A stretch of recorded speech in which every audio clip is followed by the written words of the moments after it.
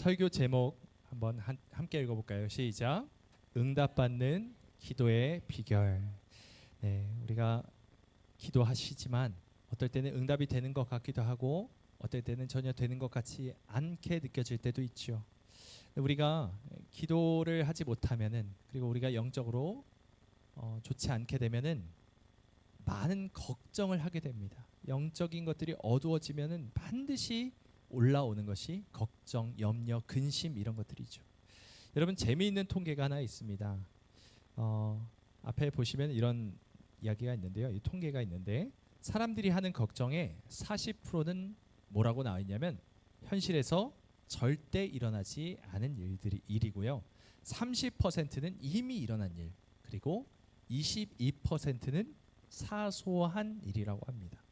그래서 우리가 정말 걱정해야 하는 문제는 겨우 4%에 불과하다고 말하는 것이 한 통계에 나와 있습니다. 그런데 우리는 참 쓸데없는 걱정을 많이 하면서 시간을 낭비하기도 하고 또 에너지를 낭비하기도 하고 의욕을 잃은 채 살아갈 때가 참 많이 있죠. 네, 여러분 그거 아십니까? 하나님의 자녀인 우리에게는 하나님께서 이 걱정 대신 이 걱정을 바꿀 수 있게 하시는 능력이 있는데 무엇을 바꿀 수 있는 능력을 주셨냐면 기적으로 바꿀 수 있는 능력을 주셨습니다. 앞에는 똑같은 단어입니다. 기억, 지읒. 그런데 걱정을 무엇으로 바꿔요? 기적으로 바꾸는 것입니다. 우리는 기적으로 바꾸는 기도를 드려야 합니다. 날마다 응답받는 기도를 드릴 수 있는 권세를 우리에게 이미 주셨습니다. 근데 우리가 계속해서 하나님께서 가르쳐 주신 대로, 예수님께서 가르쳐 주신 대로 믿지 않고 기도할 때가 많이 있어서 응답받지 못할 때가 많이 있죠. 기도를 하긴 하는데 내 기도가 정말 응답이 될 것이다 라고 100% 확신하면서 기도하는 분들도 있지만 그렇지 않은 분들도 많이 있다는 것입니다. 여러분 혹시나 하는 마음에 일종의 보험처럼 기도하고 계시지는 않습니까? 그래도 해야 되니까 의무적으로 기도하고 계시지는 않습니까? 아니면 습관에 따라서 기도하고 계시지는 않습니까? 오늘 본문의 제자들도 사실 기도의 힘, 기도의 능력을 믿지 못했습니다. 예수님께서 길을 가시다가 열매 맺지 못한 무화과 나무를 보셨어요. 그리고 그 무화과 나무를 어떻게 하십니까? 저주하셨죠. 그러니까 그 바로 다음 날 같은 길을 가고 있는 도중에 제자들이 이것을 본 겁니다. 봤을 때 그 나무가 뿌리째 말라 있는 것을 보게 되고 경악하죠. 베드로가 이렇게 말합니다. 선생님 이거 보십시오. 진짜 나무가 말랐습니다. 라고 말하는 것입니다. 여러분 이 말 속에 무슨 뉘앙스가 숨어져 있습니까? 설마 주님이 하신 그 말씀이 진짜로 이루어질 줄 몰랐습니다. 라는 말이죠. 예수님은 이런 의심 많은 제자들에게, 그리고 제자들과 같은 모습으로 이 자리에 앉아있는 우리들에게 반드시 응답받는 기도의 비결이 무엇인지 알려주십니다.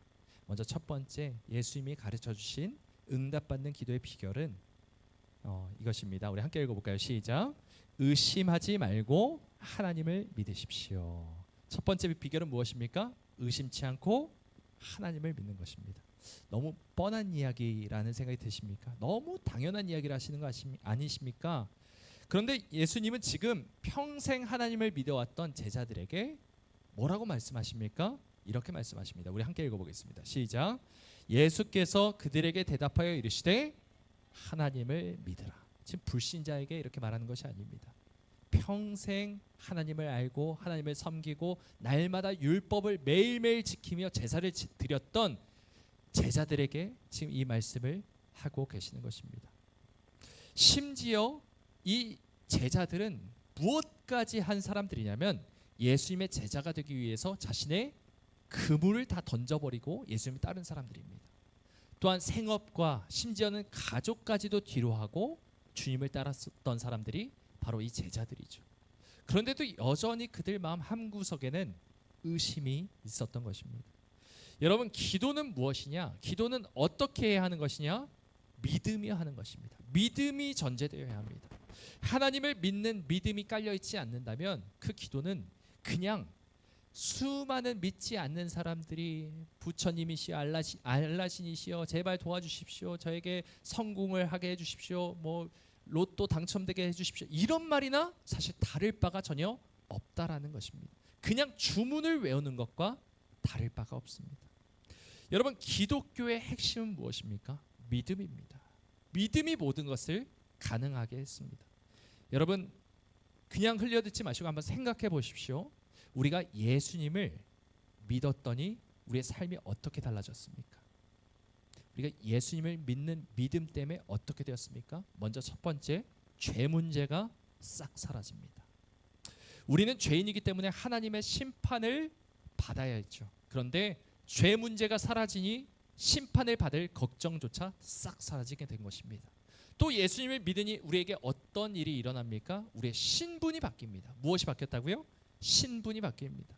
독사의 자식이었고 진노의 자녀였고 죄의 종로를 타던 우리가, 고아였던 우리가 예수 그리스도를 믿는 이 믿음 하나 때문에 누구의 자녀가 됩니까? 하나님의 자녀가 되는 권세를 얻었습니다. 날 때부터 죄 가운데 태어나서 평생 더러운 죄를 날마다 짓고 살았던, 재활용도 불가능한 이 음식물 찌꺼기만도 못한 우리가 거룩하신 하나님, 죄를 알지도 못하신 하나님과 영원히 함께 거할 수 있게 하신 것이 어디로부터, 무엇으로부터 되었다고요? 믿음으로부터 되었다는 것입니다. 믿음은 원래부터 불가능을 가능하게 하는 능력인 줄 믿으시기 바랍니다. 여러분, 23절 말씀도 함께 읽어볼까요? 믿음으로 읽어보겠습니다. 시작. 내가 진실로 너에게 이르노니 누구든지 이 산더러 들리어 바다에 던져지라 하며 그 말하는 것이 이루어질 줄 믿고 마음에 의심하지 아니하면 그대로 되리라. 아멘. 여러분, 믿으십니까? 정말 믿으시나요? 그럼 오늘 내일 가서 산과 바다에 한번 명해 보실까요? 믿음으로 명령하시면 정말로 이런 일이 이루어질까요? 네, 갑자기 아멘이 좀 사라지신 것 같은데, 여러분, 이것이 뉘앙스가 있습니다. 예수님 무슨 말씀을 하시길 원하신 거냐면, 절대로 불가능할 것 같은 일이 무엇을 통해 이루어진다? 믿음으로 된 기도를 통해 이루어진다. 믿으며 하는 기도를 통해 이런 불가능한 일 같은 일도 이루어질 수 있다라고 예수님 말씀하시는 것입니다. 멀쩡한 산이 뽑혀서 바다에 빠지는 일이 없죠. 과장법입니다. 정말로 우리 삶에 이루어질 수 없는 일들이 이루어진다는 말입니다. 근데 여러분, 잘 생각해 보십시오. 우리가 산이 뽑혀서 바다에 빠지는 것은 불가능해 라고 생각을 했는데, 사실 그것보다 더 불가능한 일이 무엇이었습니까? 우리가 하나님의 자녀가 되는 것입니다. 우리의 죄 문제가 해결되는 것입니다. 우리를 의롭다 해주신 것입니다. 이것이 더욱더 불가능한 일입니다. 우리가 하나님의 자녀가 되는 것을 상상할 수가 없는 자들이죠. 말이 안 되는 일입니다. 죄와 허물로 인해 완전히 죽었던 우리가 다시 살아날 뿐 아니라 영원토록 죽지 않는다? 이것이 사실 가능하겠습니까? 우리는 한번 다 죽게 되잖아요.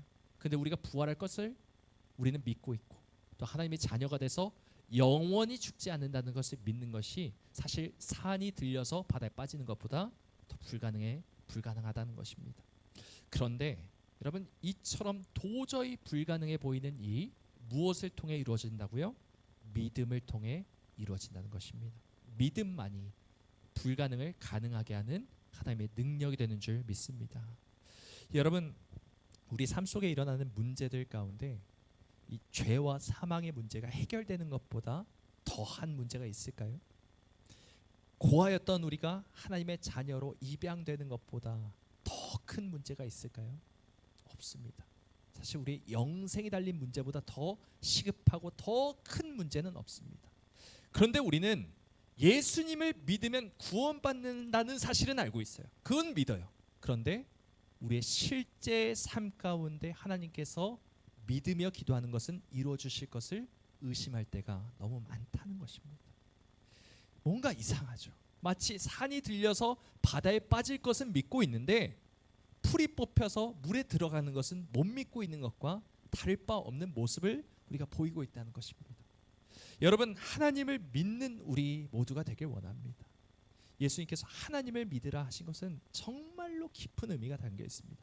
하나님 믿지, 그렇지 않습니다. 우리 믿을 때가 있지만 전혀 못 믿고 그냥 입술로만 기도할 때가 있다는 것이죠.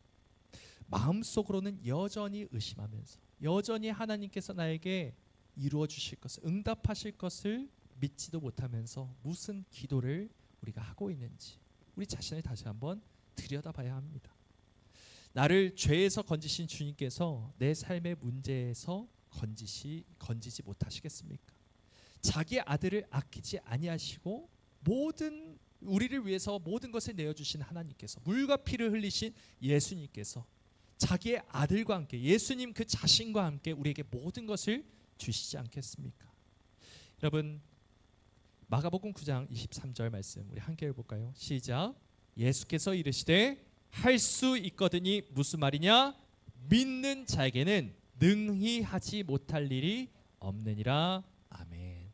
여러분, 믿으시길 바랍니다.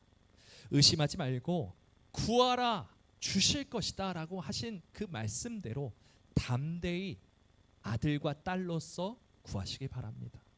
건강 문제, 재정 문제, 이런 모든 것이 해결되는 것도, 사람과의 관계 문제가 해결되는 것도, 믿지 않는 가족이 예수님을 믿고 신앙생활을 시작하게 되는 것도, 또 복음화율이 3%밖에 안 되는 이 나라 가운데 우리 하늘소망교회 부흥이 일어나는 것도 어떻게 보면은 불가능에 가까워 보이는 것처럼 보입니다.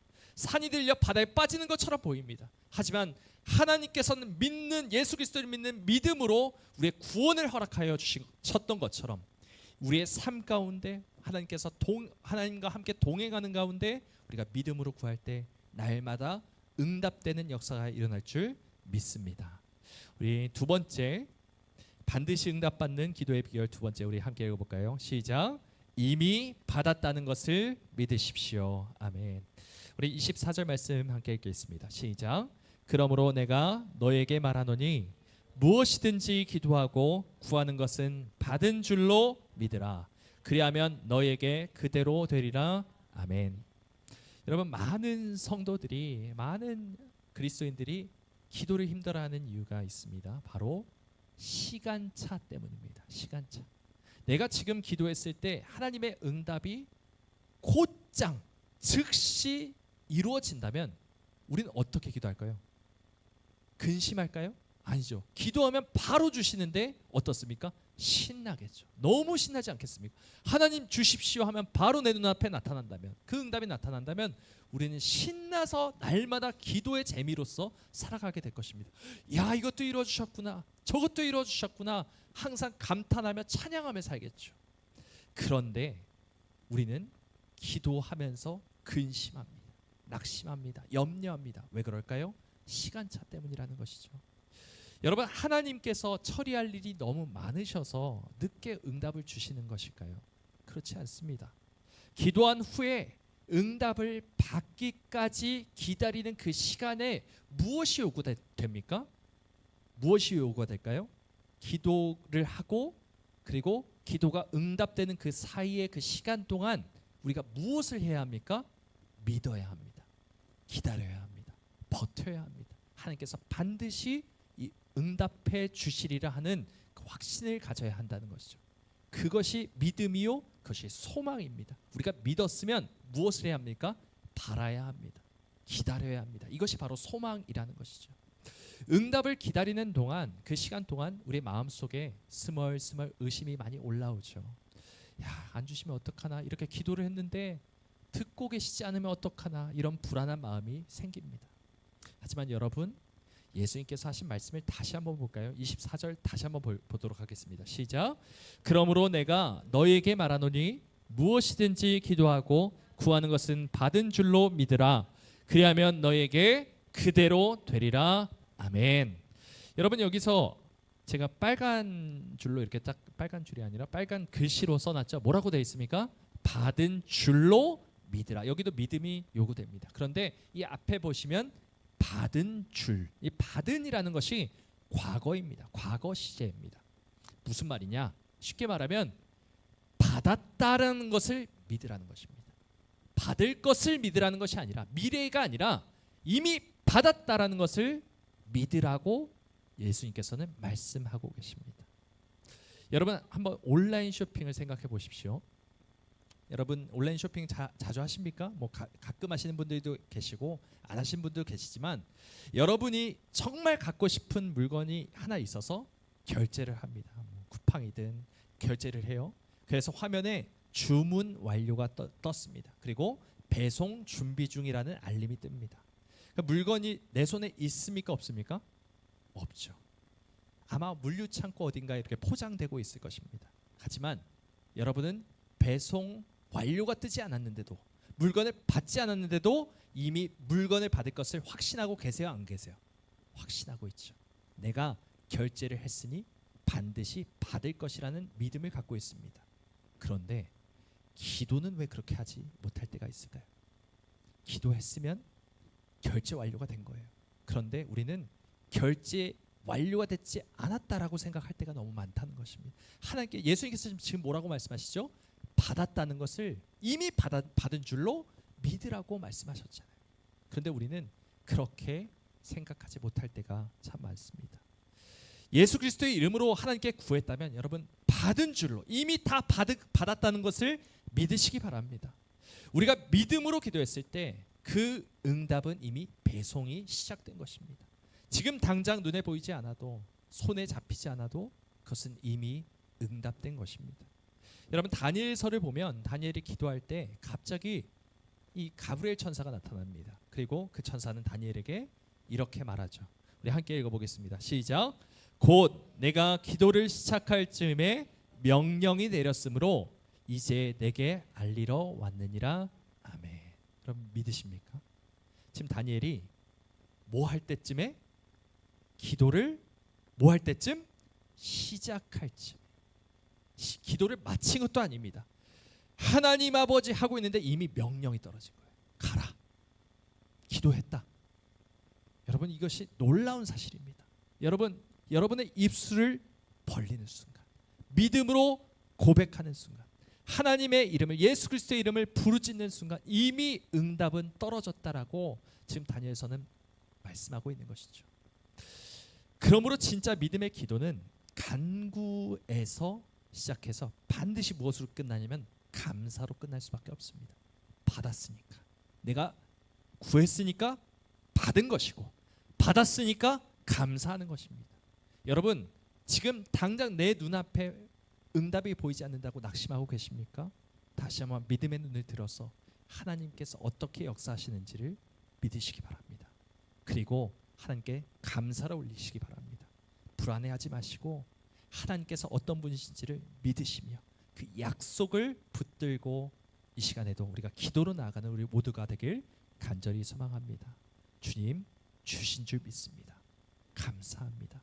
이미 해결된 줄 믿고 주님을 찬양합니다 라고 고백하는 우리 모두가 되기를 주님의 이름으로 간절히 소망합니다.